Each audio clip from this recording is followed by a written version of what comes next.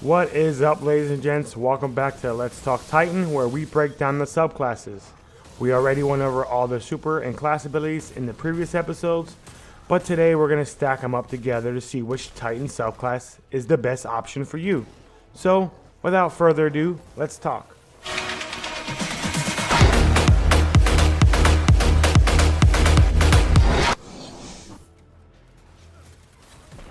Solar is the name of the game here, and this subclass is a blast to play. One of the advantages is super is easy to use. Not to take anything away from the legitimacy of this super, it's range that you point and throw.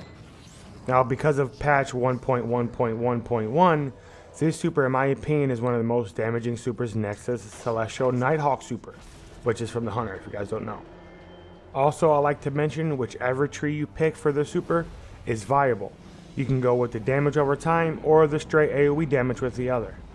Second advantage I want to mention is dual tree viability. Now, what I mean by this is both trees are good. Code of the Fire Forge is really dope. Your super with this tree will destroy mobs, and when used at the right time makes you feel like a god. Everything in front of you dies. As far as the Code of the Subclass, which just happens to be my favorite tree, you do give up some AoE damage, but you become a boss killer. Now, solar sunspots are good, and with practice, placing your grenades in the right spot can be devastating. Quick mention, when you create a sunspot, you no longer have to stand in it. Just pass through it and you'll get a buff called Sun Warrior, and it lasts 3 seconds. On to the disadvantages. Now, grenades are a touchy subject. Incendiary grenades are okay for damage over time in certain situations. It feels like it's lacking in killing power. Now, fusion grenades are sticky grenades that get bonus damage when attached to the target.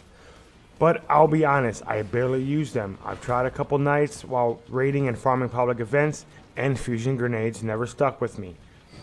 Thermite grenades create a line of fire that damage enemies trapped inside. These are my preferred grenades, and I've gotten really good with them, and it allows me to create sunspots when I need them.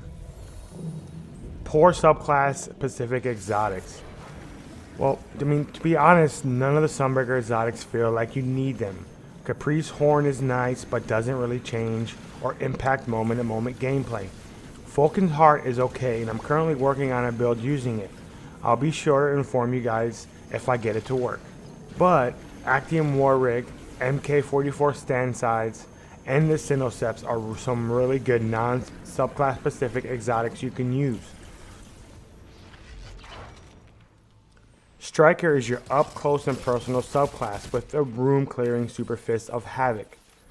If you like lightning or arc, this is the class for you, but first we start with the advantages. Pulse, pulse, pulse. Guys, I cannot say enough. If you love grenades or you just want to wreck face with them, look no further. Pulse grenades are amazing right now, even after the nerf. For instance, I was able to bring down the dogs from the Pleasure Guard in the Leviathan Raid to half health with one pulse grenade at a 60 stack of spores. Their damage is amazing, so why not use them? Second, use the best exotic synergy. Now, what I mean by this is the subclass specific exotics that tremendously improve gameplay as a striker. An unsurmountable skull fort is this exotic. When paired with seismic strike, will grant you tons of health and refresh your melee on kills. Now, some will say that this playstyle isn't viable in the in-game content, but I dare to object. With practice, this is actually a lot of fun, and tossing grenade into a group and then shoulder charging them to kill them is highly satisfying. It takes a lot of practice, but it is doable. Now onto the disadvantages, and I'll be honest that there isn't much in this subclass that isn't really lacking anything. But some people will say your close range super. It can be a bad thing, and you can't use it against certain bosses like Callus, etc. But I say use it where it's effective and use it often. There's nothing better than a Striker Titan coming in saving the day in the Throne Room, in Callus encounter, or the Argos encounter. At the end of the day, Striker Titan Super Fist of Havoc is actually really good.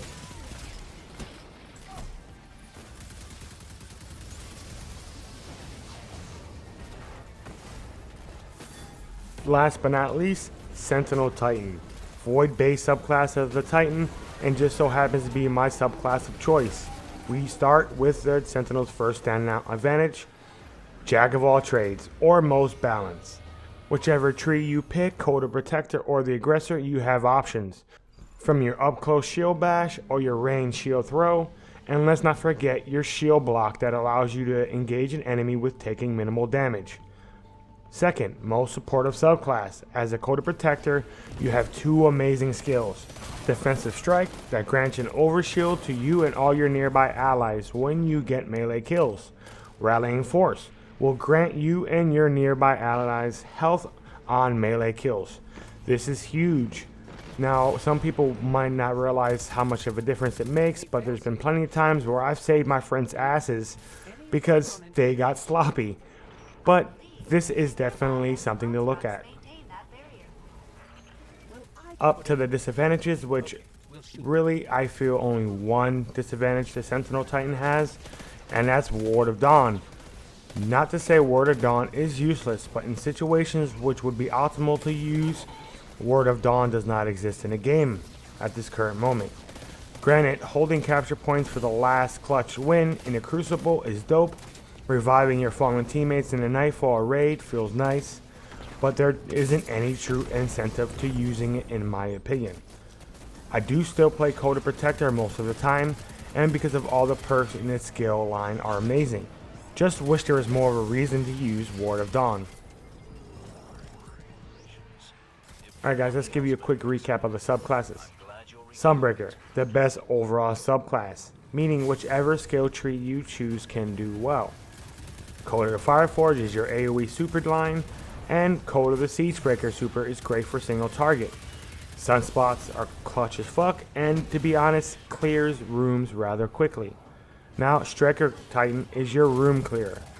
Fist of Havoc is king in room or ad clearing, not to mention Magnitude, which grants you a second grenade, and post grenades being one of the best grenades in game. When paired with Insurmountable Skull Fort, you become rather hard to kill when used correctly. Last but not least, the Sentinel, the most supportive / defensive subclass. And when I say this, I believe that it might even be best in game at supporting and keeping your team alive. I've saved many lives with Defensive Strike. Melee kills regen health for you and all your team, and yes, I know the range for these perks can be short at times, but when paired with friends and clan members who know how you play, it comes in handy. So today we broke down the subclasses of the Titan to see which is the best, and we learned that each subclass has its own playstyle that does it rather well. So play whichever fits your playstyle. I hope I helped you guys decide which one to play. If I did and you enjoyed the video, hit the like button. If you'd like to keep up to date with my uploads, subscribe as well. And I'll talk to you ladies and gents next time. Peace.